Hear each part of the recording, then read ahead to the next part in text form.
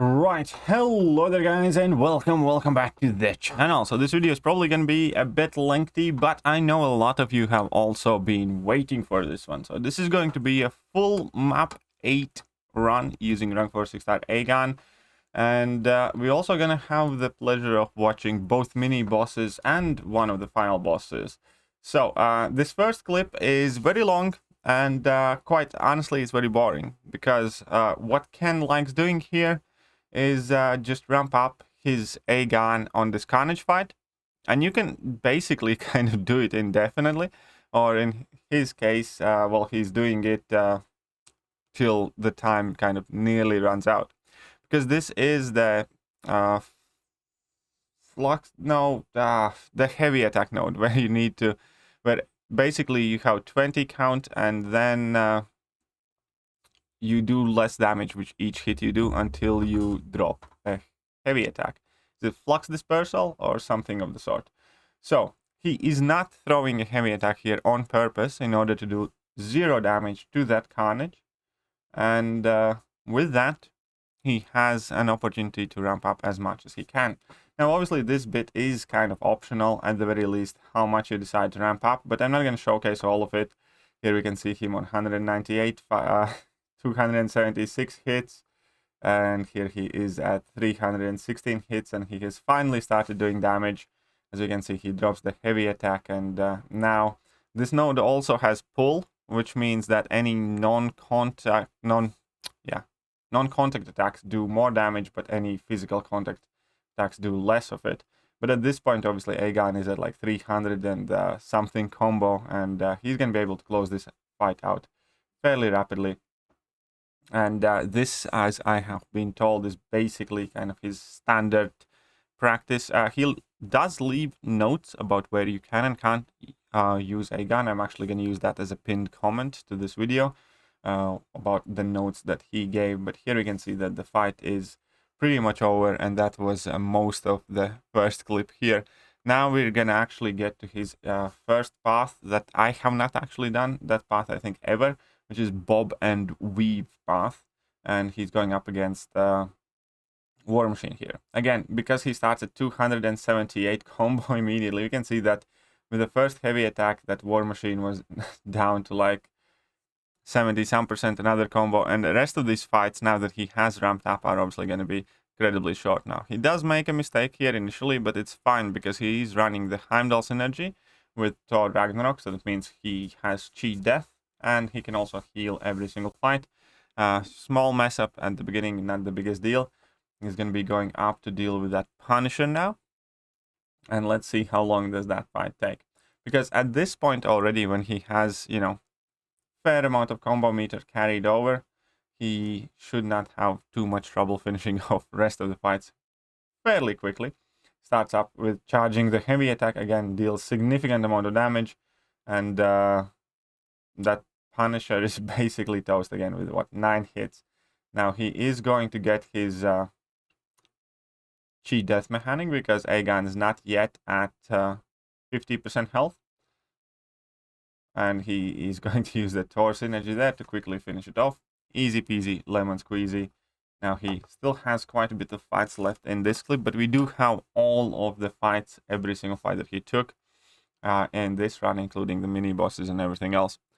Now his next fight is going to be Cable. Let's see how he gets on there. Actually, I do think I have done this path for like a week or two initially, because after that they changed my lane and I have forever remained doing lanes 7, 8, 8. But I think for first week or maybe first 2 weeks I was doing this lane, and I was in Corvus, I think, because you could get the tech mission from War Machine, you could get mutant mission here from Cable, and obviously as long as you were running Liquid Courage Double Edge, it was fairly convenient too. Now he did make a mistake there, unfortunately, he gets hit. But again, as I mentioned before, he does have the Heimdall synergy, so he will be able to basically heal throughout the entire quest, and that's not kind of the biggest deal. And here that Cable has, what, 6% health left. He triggers the regen, wonderful. Couple hits and block, and job's done. So he's absolutely plowing through these fights in what, a few combos basically. I believe this is either day 2 or 3 that he recorded. I'm not entirely sure, but he does basically the same thing in every single day. So now he's going up against Professor X as well. Why not? Let's leave the entire clip in full for these ones. But I am quite excited to when we get to the mini bosses and everything else. And he's actually, I think, taking some of those mini bosses also linked. Like the first Nimrod he's going to be taking with encroaching stun on. Now, Professor X does have class advantage in this fight, but Professor X also has a very, very small health pool. And as we can see, he's absolutely blitzing through it. He's going to trigger his regeneration here. Does get tagged, unfortunately, and Professor X does disseminate his health pool. And now the falter is there. So this is a bit sticky situation, but it should be fine. He has 4% of health, more than needed. Let's see if he gets through without using any items, or will he need any items. But again, we need to keep in mind that he's going to be doing a ton of fights. So here against Black Widow, he's at 312 combo saved up. So at this point, from the very first hit of the fight, he's gaining through accuracy and those fury buffs. Isn't quite at 500 combos. Will he get to 500 combos? That's a good question, actually. This Black Widow has also that flux dispersal node, I think, and that pull. So it is a bit harder to damage her, but let's see how we will get along. Thanks to the level 2, actually, he's probably going to have a decent opportunity to heal a bit. He just needs to make sure that she does not get to a level 3. And now there's buff immunity, and that obviously can trigger the willpower healing, which is wonderful. He's gonna throw that level 1 just to kind of create some distance, I would guess. Because that power gain on the Black Widow looks quite annoying, to be honest. He needs to squeeze in heavy attack if he wants to start doing damage, but he might be using this fight once again to just try and get some combo meter up. And I suppose that is what he's doing. He's still cheekily sneaking in some more combo. And he's at 150, 168. Wonderful. I was wondering why this clip is so long. Because he's trying to be very clever and cheeky here and to get to the 500 combo carried over. And here we are. So I'm not entirely sure if this is needed though, but perhaps it is. It probably depends on which parts. But he finished at 43% health because he could heal from willpower, quite obviously. And also because of that, he managed to ramp up quite a bit of a combo meter. So it definitely does require quite a bit of work to do it the way he does it. I would probably have been trying to get through these fights with lower combo meters. But, it's Aegon. And the higher the combo, the more damage you do.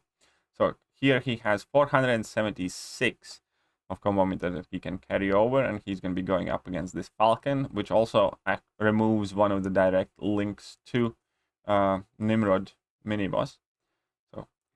He did not heal at the very start of this fight. And again, we can see that flux dispersal node, which, to be honest, is one of those nodes that I really personally dislike, especially in Alliance Quest. It's just quite annoying.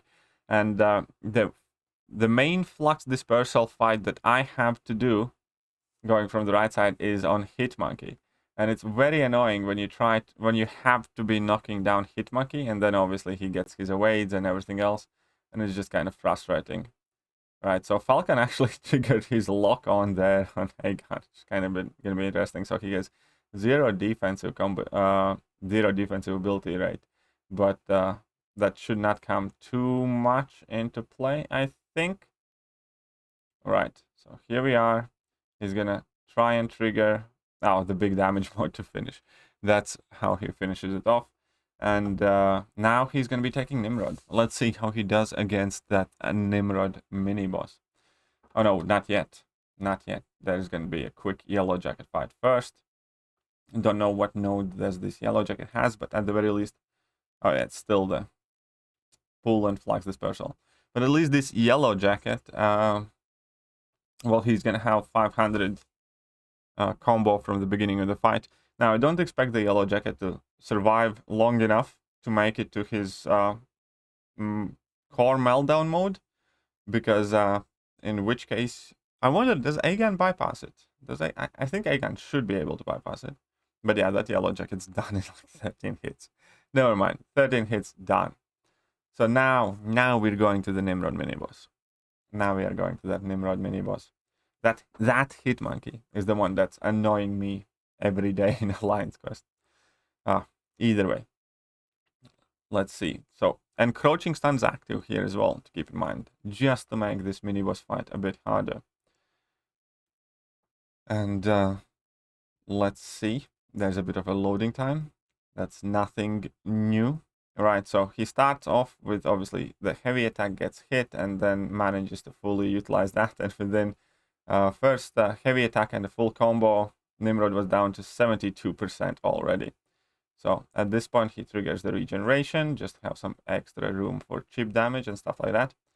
Now here, he kind of gets lucky and unlucky at the same time, because obviously Nimrod was throwing a special attack as encroaching stun timer expired. However, by the time Nimrod finished his special animation, thanks to Limber, that encroaching stun had virtually no effect there. And we have, what, 40% health left on that Nimrod, so he's going to be trying to time that special 2 more in line, and he does it successfully. Very nice level 2 away there, but obviously he has to wait out that unstoppable. And now that he has, he goes in for his heavy attack. Wonderful. And he will once again have to throw a special attack to avoid the encroaching stun.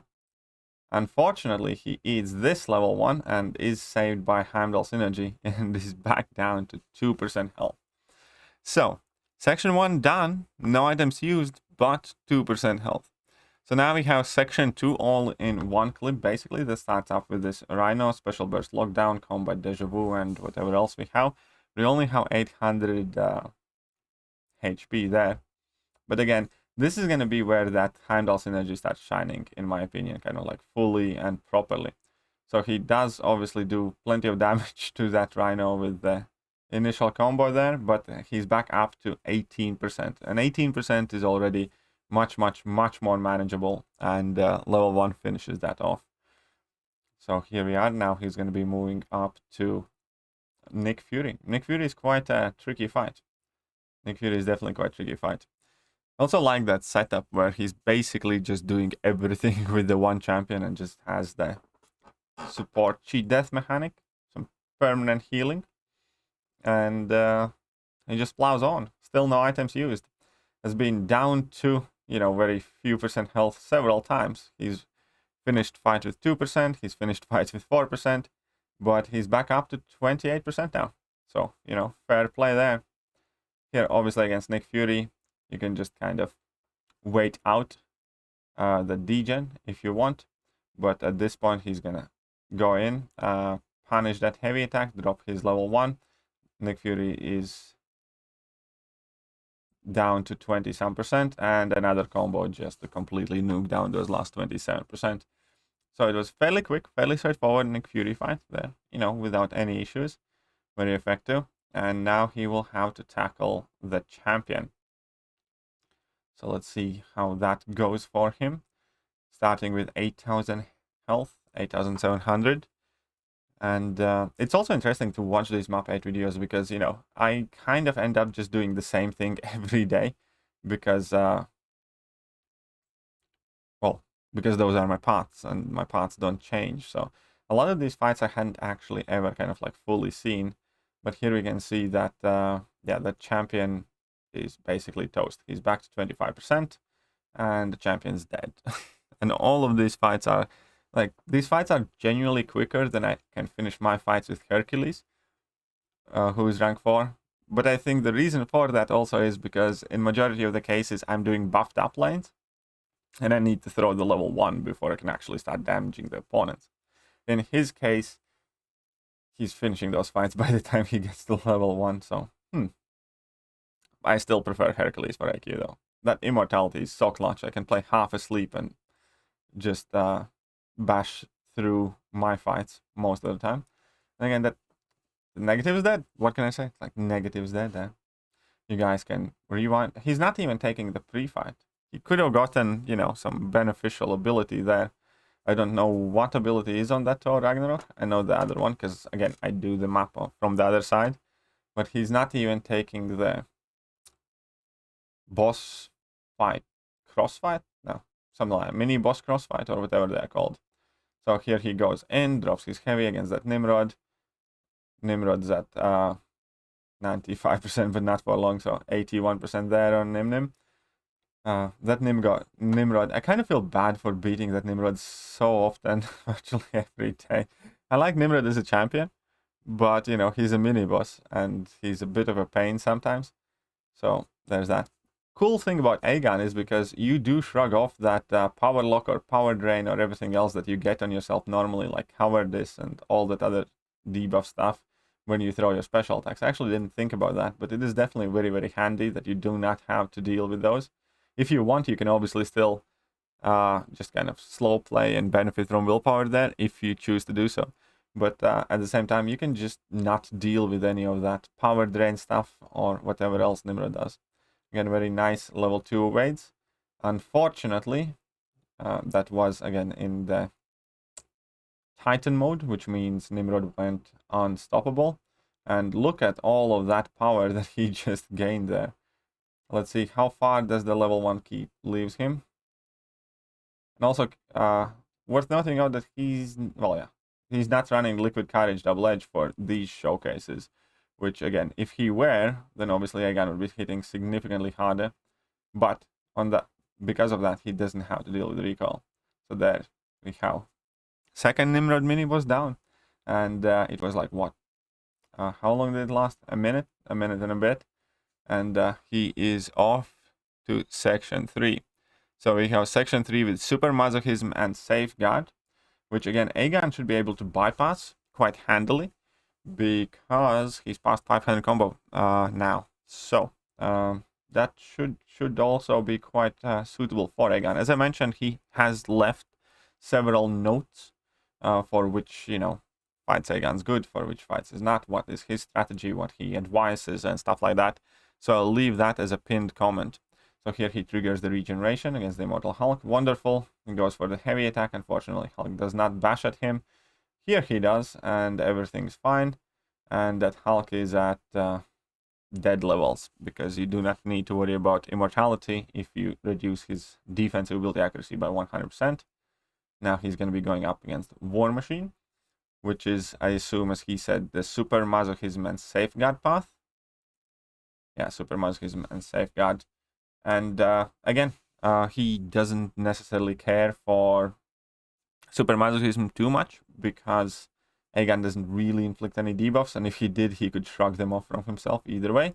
And Safeguard, he also should be able to bypass whenever he does crit, because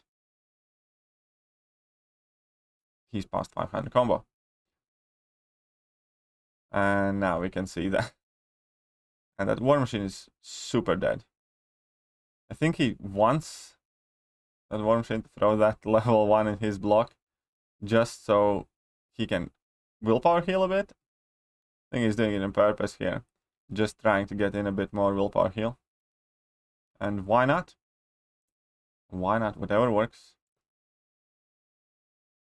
And here is going to be the finish. There we go. So he got back up to 38%. Wonderful.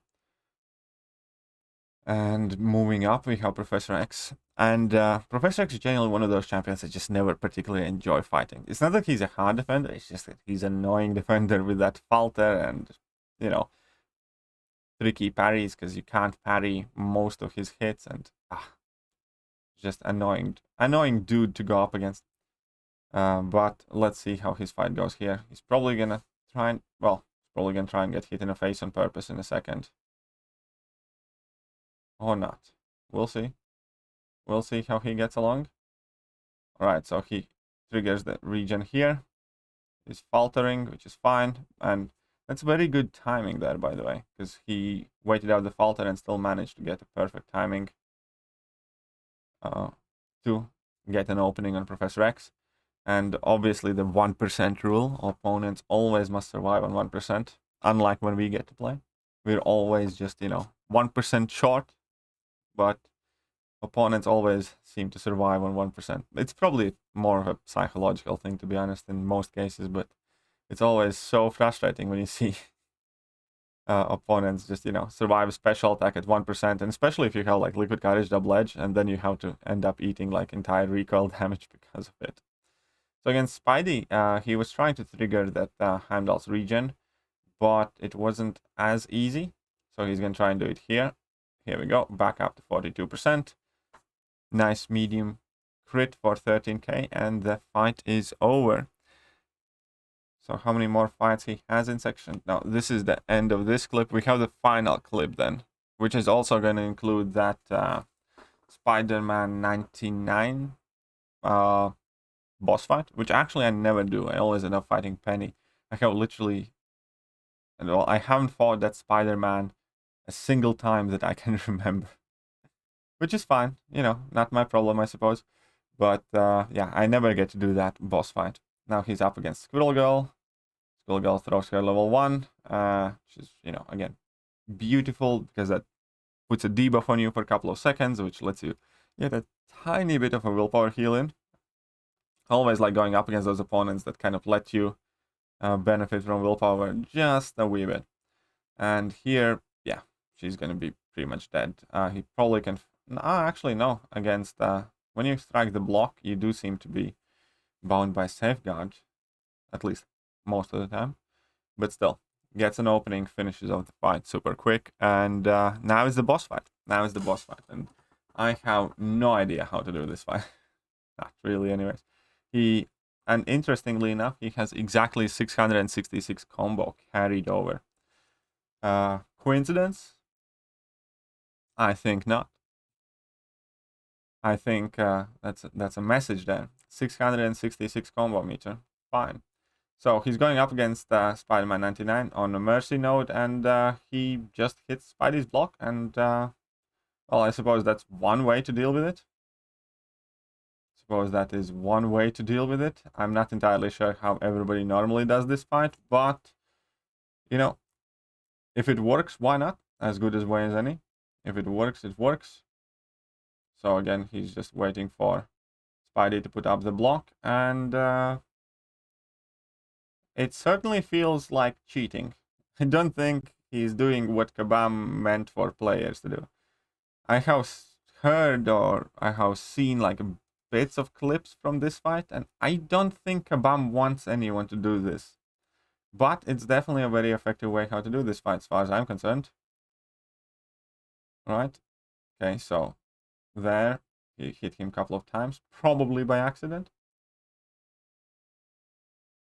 Or not, because the damage definitely doesn't seem to be quite nice there. Oh, and now he transfers Mercy. Now this is something more in lines of what I remember Mercy node meant to be. And yeah, that's one dead Spidey, and he has 4 minutes left over. So 11 hits, final boss down, and that was Aegon. He did not use any items, which is always very commendable, and he took both mini bosses and the boss, and probably got a crap ton of points along the way in all of the fights. And yeah, admittedly, let's not ignore the fact that there is a bit of fuffing about building up that Aegon against the Carnage. But again, Carnage is such a straightforward fight where why not? And it seemed to work absolutely fantastic for him. So I think very nice video. Genuinely enjoyed the final boss fight. Because again, I think he was cheating. I think Kabam did not want people to do that fight that way. Either way, I have kept you guys here for 24 minutes already. That ought to be enough. But here we are. The third and final rank 4 Aegon showcase. For now, I hope you guys enjoyed it. And I'm going to catch you guys soon. See ya.